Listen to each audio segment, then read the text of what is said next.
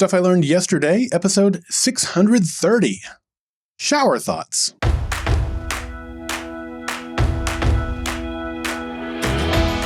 Welcome to Stuff I Learned Yesterday. My name is Daryl Darnell. The average person has about 60 distractions in an 8-hour workday.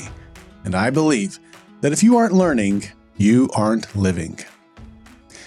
17 miles north of my home, sprawling outward from the junction of U.S. Highway 77 and Oklahoma State Highway 33, is the town of Guthrie.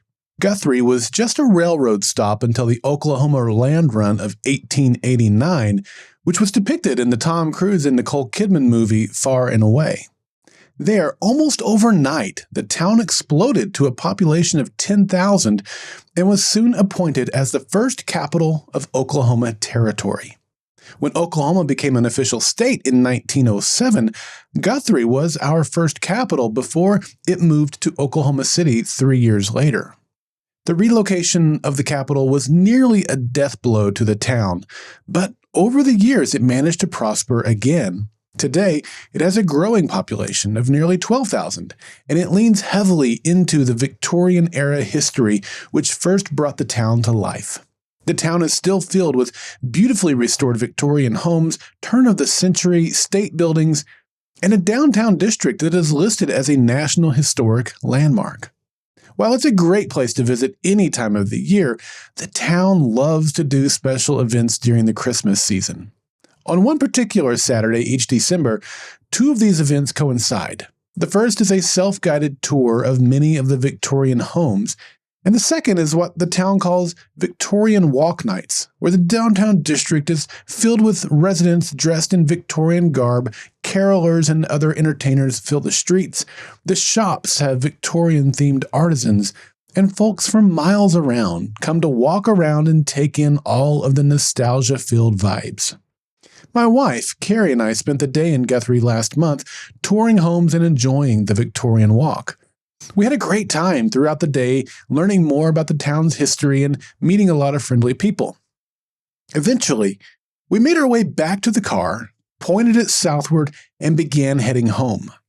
There is a major interstate highway, I-35, which connects Guthrie to the Oklahoma City Metro, but we chose to take a smaller 2-lane road back home.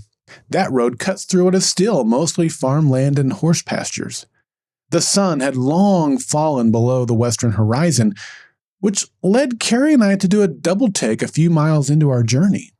What we saw ahead of us was a glow so bright, we each thought at first it was the setting sun. But that couldn't be the case. We were heading south, not west, and the sun had already set hours before. Now, you may have already guessed it, but what we first thought was the setting sun turned out to be the glow of the city. Of course, each of us have seen the glow of the city before, but this time it was different. This time it seemed much, much brighter.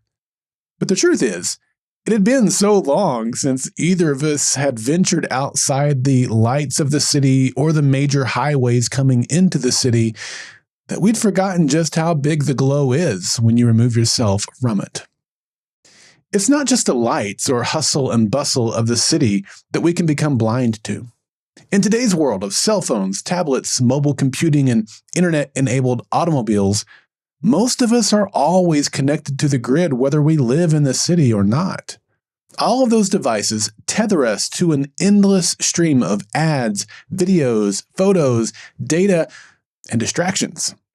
Some of us, dare I say most of us, are addicted to this tether whether we realize it or not. During the summer of 2017, my daughter and I traveled to Antigua, Guatemala for a week. We spent our mornings and afternoons working with families and community groups before making our way back to our hotel each evening for dinner. We were advised not to bring any phones or electronic devices on the trip.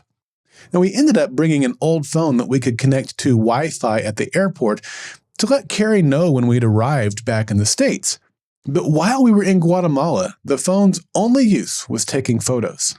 And we were lucky enough to be there when Volcan de Fuego was erupting, and our hotel's rooftop terrace provided a great unencumbered view of it. That rooftop terrace was wonderful. It had plenty of seating and was adorned with many local flowers. It provided a 360-degree view of the city and the surrounding mountains. It was a great place to drink freshly brewed Guatemalan coffee each morning, and it was a relaxing spot to wind down each evening. No laptops, no phones, no internet, no distractions. Here's what I learned. Let me ask you a question. Where do most of your good ideas come from? What I mean is, where are you when you have your best thoughts and ideas? If you're like me, you're in one of three places: in the shower, lying in bed, or sitting at church. Are you the same? Or maybe it's while you're exercising, or praying, meditating, or sitting on the back porch drinking coffee. Why do you think that is? What is it about these places that brings about clarity of thought? It's simple. These places have minimal distractions. When we allow ourselves to be in situations where we escape the glow of the city, the tether of our devices, and the noise of life, our minds are free to actually breathe and think. If we do this for extended periods of time, at first it can be very difficult, even unsettling. Our brains are so used to being stimulated that the lack of stimulation can cause anxiety or distress. We may even find it difficult to focus on one thing longer than a couple of minutes. It's weird, right? We're having clarity of thought, but yet unable to remain focused on that thought. But like anything in life, if we allow ourselves to do it more often and regularly, it becomes easier and more natural. I'm a goal-oriented person, which I've talked about several times in previous episodes. Nearly every fall, I take time to unplug and think. I find a place that is free of distractions, and for a minimum of one afternoon, I allow myself to think. I think about the past year, my family, my company, my spiritual life, my relationships, my finances. I reflect on the health of each of those things and with the people closest to me. I bring a notebook and a pencil so I can write down my thoughts. Ideally, I get away from my office and find a space that is truly distraction-free. But as long as I turn off all distractions, my office will still work. I sit in silence, pray, and ask God for wisdom. I look over things I've written down in past years. Then I begin to think about the year ahead. I ponder all of the things I mentioned earlier, and I set goals. Last fall, I was so focused on finishing the client portal that I never took time to unplug and reflect like this. I took some moments here and there to think through some things in my business and my spiritual life, but it wasn't the same. The good news is, this is something that can be done anytime. Just because I missed doing it in the fall didn't mean I couldn't do it another time. For example, the start of a new year is also a good time, and so that's what I did. I blocked off my calendar, turned off all my devices, let my wife know what was going on, and I spent an entire afternoon clearing my mind, thinking about all aspects of my life, and in prayer. I call it a mind retreat, and I highly recommend it. I can go outside, stand in my driveway, look up and see beautiful things in the night sky.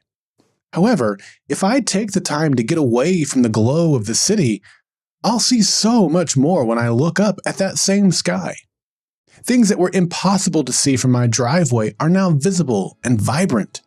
It's refreshing, energizing, inspiring, and rejuvenating. Our minds are the same way. Take some time to remove yourself from all the noise and allow your mind to breathe. I believe that if you do this, you'll discover answers for your life that were there all along, but you just couldn't see them. I'm Daryl Darnell, and this has been Stuff I Learned Yesterday. Well, I want you to be a part of the next Monday Mailbag. It's coming up on March 31st.